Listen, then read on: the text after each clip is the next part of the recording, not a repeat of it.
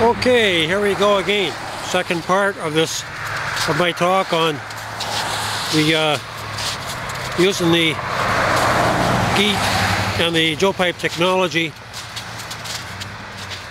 to introduce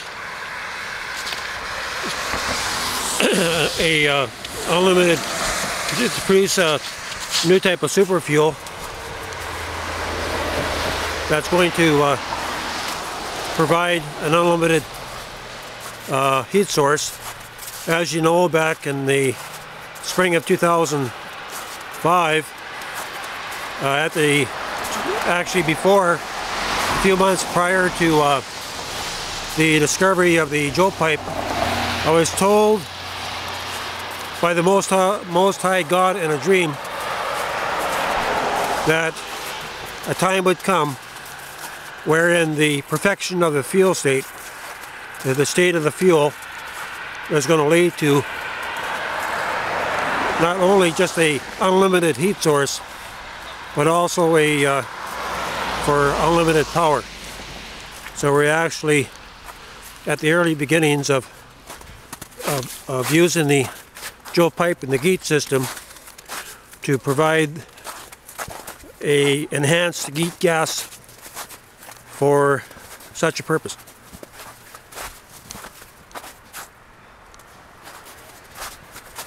It's kind of very slippery with all this snow on the ground. You have to really be careful.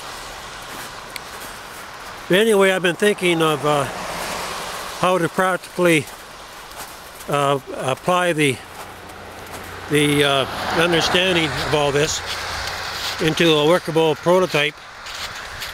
And for those of you who have advanced training and knowledge in the GEET system, you know that the process itself is dependent upon the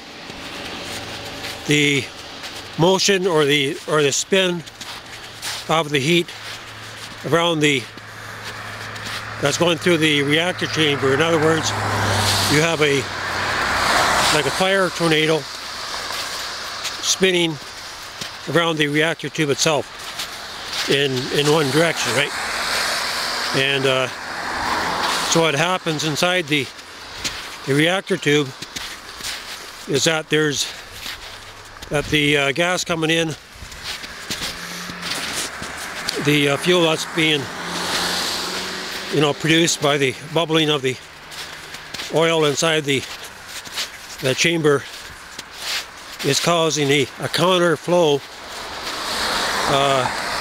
back through the exhaust, cold meeting with hot, but it's spinning in a equal and opposite direction. So what's happening, the inside is becoming colder and it's giving up its energy to the outside.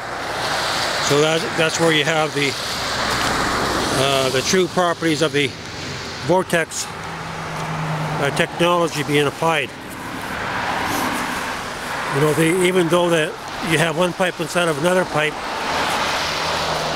the electrons that are within the center tube, or where the rod is, reactor rod, is actually transferring its energy to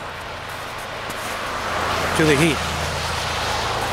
So you're getting this hot-cold motion. You're also getting a counter-rotational flow happening too, and all this goes together to develop a very strong electrostatic exchange of energy. So in this way, using the Joe pipe, it'll be possible to super enhance this overall process. And I would imagine that the thermal part of it, or where the exhaust is going to be traveling around the speed of sound outside of the reactor rod, and in the reactor rod tube itself, you might be looking at past Mach 1 speeds. So we're talking about faster than the speed of sound, maybe at least you know, plus 100%, right? You might even get up to Mach 2, maybe even Mach 3.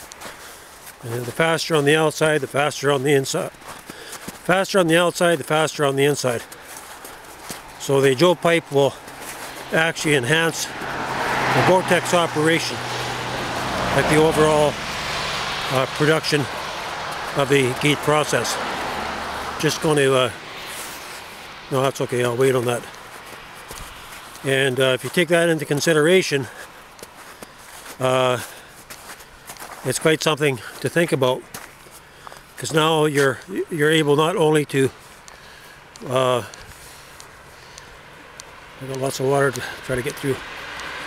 Not only to take any carbon-based fuel and convert it, but actually to get an enhanced GEET gas as the final product. Okay, I'm going to stop here and come back in part 3.